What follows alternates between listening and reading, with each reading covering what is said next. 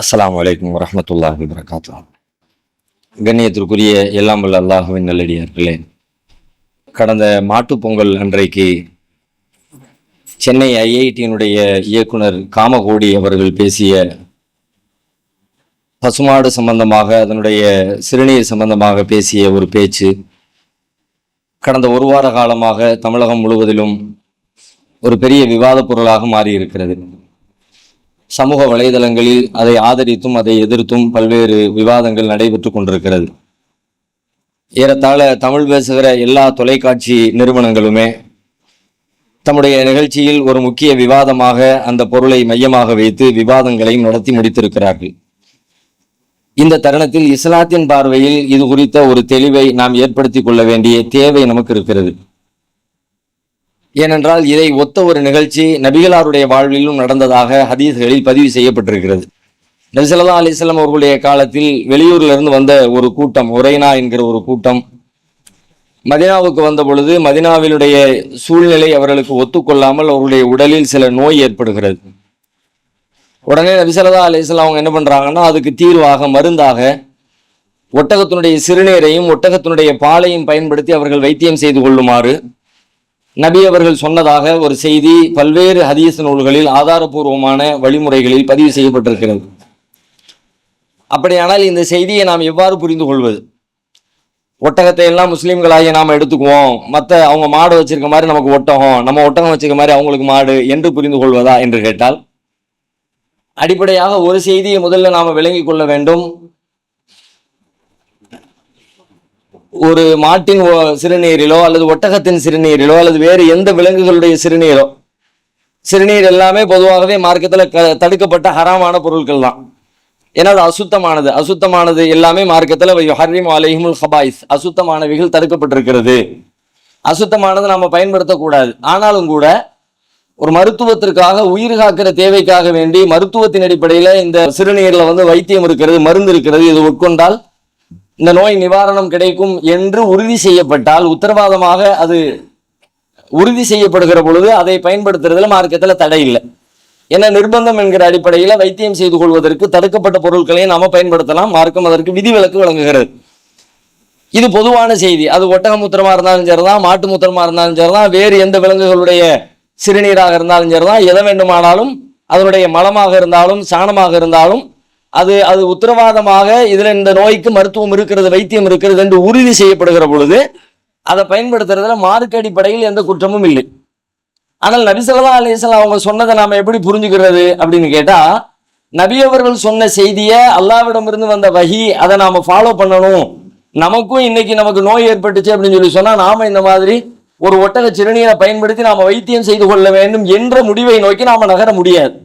ரசூல்லா சொன்னாங்களே அதை செய்யத்தானே வேணும், அது சுன்னத்துல, ரசூல்லாவுடைய வழிகாட்டுதல்ல என்று நாம பல பேரும் சிந்திக்கலாம். ரசூல்லாவுடைய சொல் செயல் எல்லாமே அங்கீகாரம் எல்லாமே மார்க்கத்தின் அடிப்படைகள் தான். ஆனாலும் கூட அந்த மார்க்கத்தின் அடிப்படைகளை ரெண்டாக பிரித்து மார்க்கம் நமக்கு சொல்கிறது. நபி ஸல்லல்லாஹு அலைஹி வஸல்லம் அவர்கள் நபியாக, அல்லாஹ்வின் தூதராக எதை நமக்கு சொன்னாங்களோ அதுதான் மார்க்கம். தூதராக இல்லாமல் ஒரு சாதாரண மனிதர் என்ற அடிப்படையில் அவங்க எதையாவது செஞ்சாங்கன்னா அது சரியாக இருக்கும் பட்சத்தில், அது நன்மை தரும் பட்சத்தில், அதை நீங்கள் விரும்பும் பட்சத்தில் அதை நீங்கள் பயன்படுத்தி கொள்ளலாம். இல்லை அது சரியில்லை என்று நீங்கள் நினைத்தால், அது உறுதி செய்யப்பட்டால், அதை நிராகரிக்கிற உரிமை எல்லோருக்கும் வழங்கப்பட்டிருக்கிறது. அல்லாஹ்வுடைய தூதர் சொன்னது எப்படி மறுக்கிறது அப்படின்னு நினைக்க தேவையில்லை. அவங்க தூதராக சொல்லல, தூதராக எதை சொல்கிறார்களோ அதை யாரும் மறுக்க முடியாது, மறுக்க கூடாது. மறுத்தால் அவன் காபிராக மாறிடுவான்.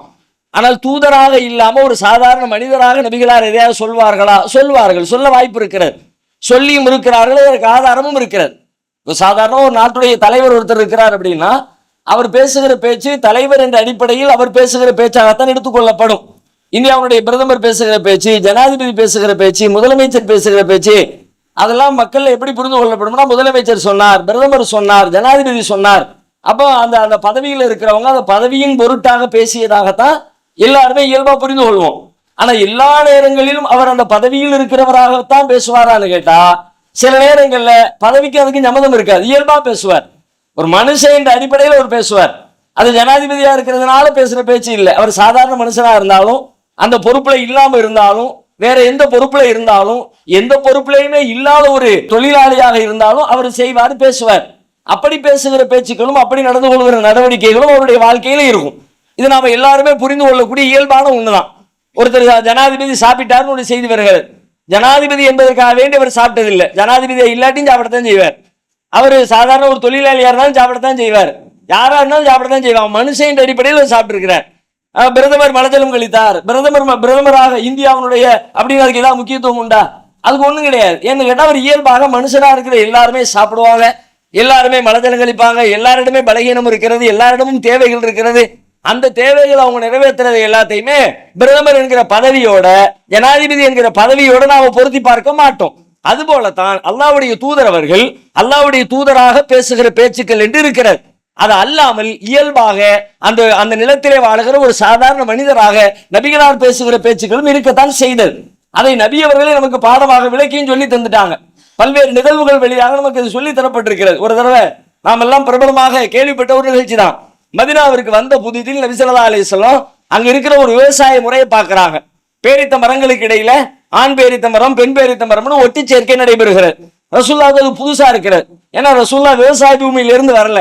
அதனால ரசூலுல்லாஹ் ஏன் இப்படி செய்றீங்க, இதை செய்ய தேவையில்லையே அப்படிங்கிறாங்க. சஹாபாக்கள் விட்டுறாங்க. ரசூல் ஸல்லல்லாஹு அலைஹி வஸல்லம் சொன்ன உடனே அல்லாஹ்வுடைய தூதருடைய வார்த்தைக்கு கட்டுப்படணும்னு சொல்லிட்டு அந்த விவசாய முறையை விட்டுறாங்க. அடுத்த வருஷம் பார்த்தா மரங்கள்ல விளைச்சலே இல்லை, மகசூலே இல்லை. ரசூலுல்லாஹ் திரும்பவும் கேட்கிறாங்க, மாலி நகலிக்கும், உங்களுடைய பேரிச்ச மரங்களுக்கு என்ன ஆச்சு? அது நல்ல காய்க்குமே, நல்ல அறுவடை கிடைக்குமே, மகசூல் கிடைக்குமே, இந்த வருஷம் என்ன ஒண்ணுத்தையுமே காணும்.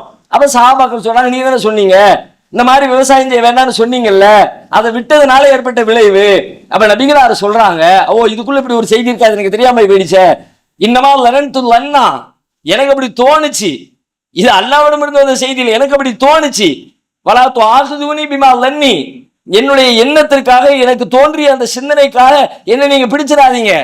வலாக்கின்னி இதா ஹத்தஸ்துக்கும் அனில்லாஹி ஷைஅன், அல்லாஹ்விடமிருந்து நான் எதையாவது சொன்னோம்னு சொன்னா ஃபஹுதுஹு, அதை நீங்க எடுத்துக்கங்க. நானாக எதையாவது சொன்னோம்னா அதை நீங்க எடுத்துக்க வேண்டிய கட்டாயம் கிடையாது. அன்தும் அலமு பி அம்ரி துன்யாக்கும், நீங்கள் தான் உங்களுடைய துன்யா சம்பந்தப்பட்ட காரியங்களில் என்னை விட நீங்களே அதிகம் அறிந்தவர்கள். என்னை விட உங்களுக்கு கூடுதலா ஒரு விஷயம் தெரியும்னு சொல்லி சொன்னா அதை நீங்க ஃபாலோ பண்ணுங்க. நான் சொன்னேன் என்பதற்காக வேண்டி பின்பற்ற வேண்டிய தேவையில்லை என்று நபி ஸல்லல்லாஹு அலைஹி வஸல்லம். அப்ப இந்த செய்தியிலிருந்து நமக்கு விளங்குகிற தகவல் என்ன என்று பார்த்தால், நபி அவர்களுடைய வாழ்க்கையில அல்லாஹ்வின் தூதராக பேசுகிற பேச்சுக்கள், மார்க்க ரீதியாக பேசுகிற பேச்சுக்கள், மறுமை சார்ந்து சொல்லுகிற செய்திகள், இதை தாண்டி ஒரு இயல்பான ஒரு சாதாரண மனிதராக நபிகள் நாயகத்துக்கு பல்வேறு விருப்பங்கள் இருக்கலாம், வெறுப்புகள் இருக்கலாம், சிந்தனைகள் இருக்கலாம், உடன்பாடு இருக்கலாம், எதிர்மறை இருக்கலாம். அவற்றையெல்லாம் ஒரு முஸ்லிம் இது இஸ்லாமிய கண்ணோட்டத்தில் பின்பற்ற வேண்டிய அவசியம் கிடையாது. நபிகளாருடைய முன்னால் ஒரு முறை உடும்பு கறி வைக்கப்பட்டது. நபிகளார் வேண்டாம் என்று சொன்னார்கள். பக்கத்திலே இருந்தவர் எடுத்து சாப்பிட்டார். காலித் பின் வலீத் அவர்கள் அதை எடுத்து சாப்பிட்டார்.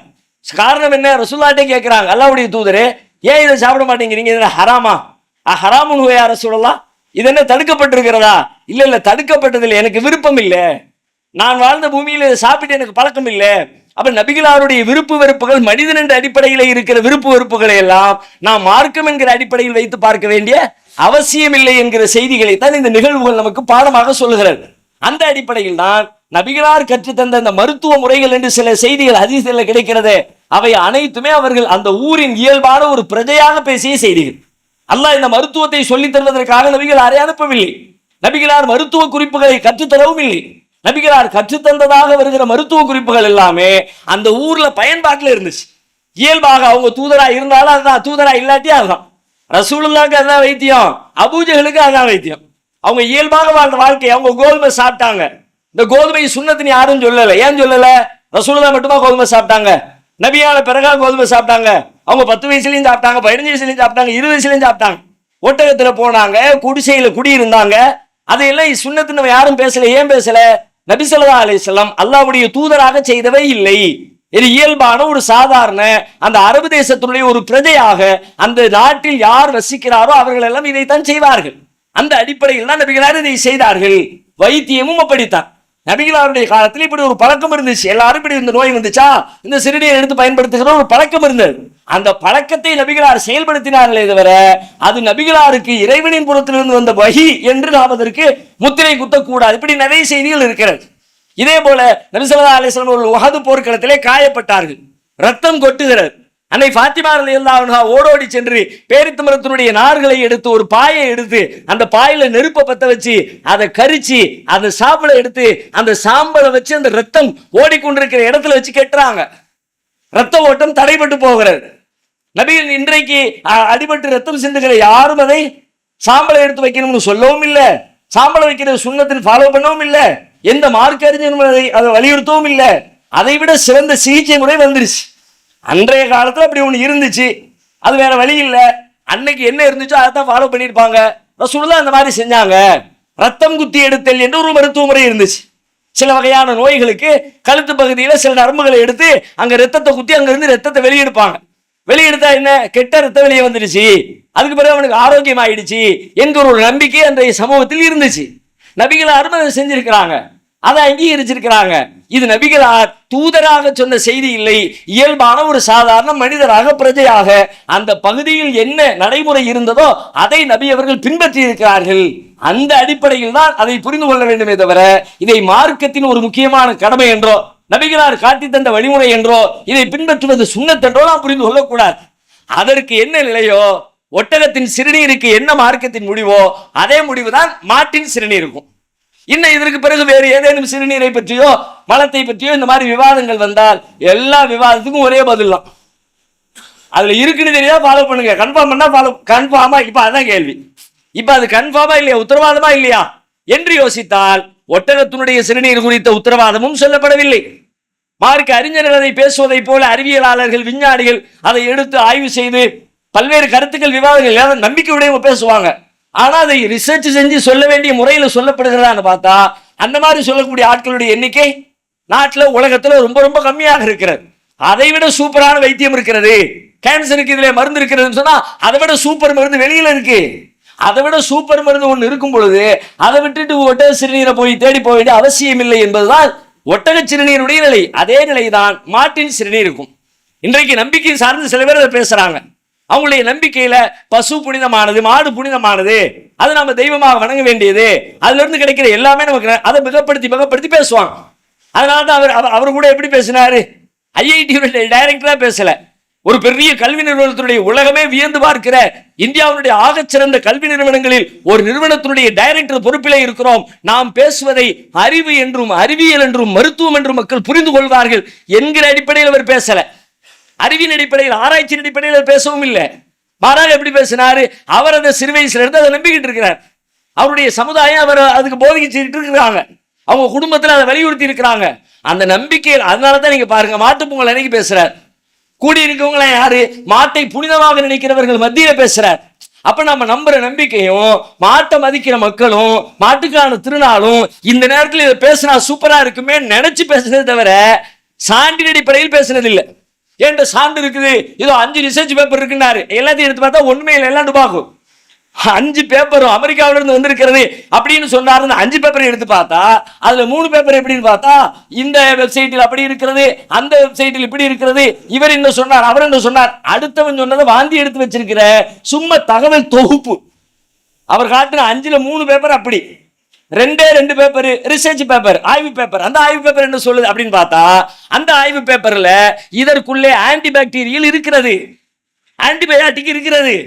ஆன்டிபயாட்டிக் இந்த கிருமிகளை, பாக்டீரியா கிருமிகளை எதிர்த்து நிற்க ஒரு சூழல், ஒரு தன்மை, ஒரு பொருள் இதற்குள்ளே இருக்கிறது அப்படிங்கிற ரிசர்ச் பேப்பர் தான். ஆனா அது மனிதன் உட்கொள்வதற்கு தகுதியானதா என்கிற ரிசர்ச் இல்லை. இது உள்ளுக்குள்ள என்ன இருக்குது அப்படின்னு பார்க்கும்போது இது உள்ள அது இருக்கு, இது இருக்கு, இது இருக்குன்னு சொல்லும் போது ஆன்டிபாக்டீரியா இருக்கு, அவ்வளவுதான். அது ஆன்டிபாக்டீரியா இருக்கிற காரணத்தினால் அதை தூக்கி சாப்பிடு, உடம்புல இருக்கிற கிருமி எல்லாம் போய் என்று சொல்ல முடியாது. என்று கேட்டா இது வேற அது வேற. வெளியில ஒரு பொருளை ஆய்வு செய்வதும் அதை உடம்புக்குள்ள கொடுத்து நோயை நீக்குவதும் ரெண்டு ஒண்ணு கிடையாது. இந்த ரெண்டுக்கு இடையில பெரிய பெரிய வேறுபாடு இருக்கிறது. இது உள்ள போய் வேலை செய்யணும்னா அதுக்கு தகுந்த மாதிரி ரிசர்ச் பண்ணணும், உயிரினங்களுக்கு கொடுத்து பார்க்கப்படணும், அதனுடைய நோய் நீக்கப்பட்டிருக்க நிரூபிக்கப்படணும். அப்படியான ஒண்ணுமே இல்லை. வெளியில ஒரு பொருள் இருப்பது வாய் வழியாக போவதும் ரத்தம் வழியாக போவதும் வேற வேற வழியில ஒண்ணு ஒவ்வொரு வகையான மாற்றங்களை கொடுக்கும். ரொம்ப சாதாரணமா புரிஞ்சுக்கிறதா இருந்தா பாம்பு குத்துனா விஷங்கிறோம். அந்த விஷத்துல என்ன இருக்கு? பாம்பு குத்துனா விஷம், விஷம் ஆளை காலி பண்ணி செத்துடும் அப்படின்னு மனுஷன் சொல்றோம். அந்த விஷம் என்று நாம சொல்றோம், அது வந்து ரொம்ப பாய்சன், ரொம்ப மோசமானது, டேஞ்சர். அது உள்ள என்ன இருக்கு? அது உள்ள நீங்க பிரிச்சு பார்த்தா, பகுத்து பார்த்தா, ரிசர்ச் பண்ணி அது உள்ள என்ன இருக்குன்னு சொல்றாங்க, அதுல புரோட்டீன் தான் இருக்கு, வேற ஒண்ணுமே இல்லை. ஹை டென்சிட்டி, அதிக அடர்த்தியுள்ள புரோட்டீன். உலகத்துல இவ்வளவு அடர்த்தியான புரோட்டீன் வேற எதுலையுமே இல்லைன்னு சொல்ற அளவுக்கு ஒரு சின்ன இடத்துக்குள்ள அவ்வளவு அதிகபட்ச புரோட்டீன் இருக்கிறது. புரோட்டீன் மனுஷனுக்கு தேவை. புரோட்டீனுக்காக வேண்டி விளம்பரம் பண்றாங்க. பெரிய பெரிய உடம்ப வளர்க்குற ஜிம்முக்கு போற ஆட்களுக்கெல்லாம் புரோட்டீன் உணவுன்னு சொல்லிட்டு லட்சக்கணக்கில் பல்லாயிரக்கணக்கில் காசை கொடுத்து புரோட்டீனை வாங்கி தின்னுக்கிட்டு இருக்கிறாங்க. இந்த விஷத்துக்குள்ள புரோட்டீன் தான் இருக்கு. அப்ப விஷத்தை பூரா அதை மட்டும் தொட்டாலும் சொல்றேன்.